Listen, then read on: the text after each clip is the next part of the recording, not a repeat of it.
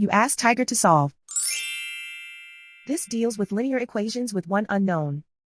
The final result is y equals -14. Let's solve it step by step. Simplify the expression. Simplify the arithmetic. Group all constants on the right side of the equation. Subtract 28 from both sides.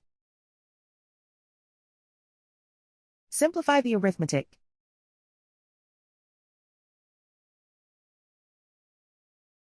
Isolate the y. Divide both sides by 2. Simplify the fraction.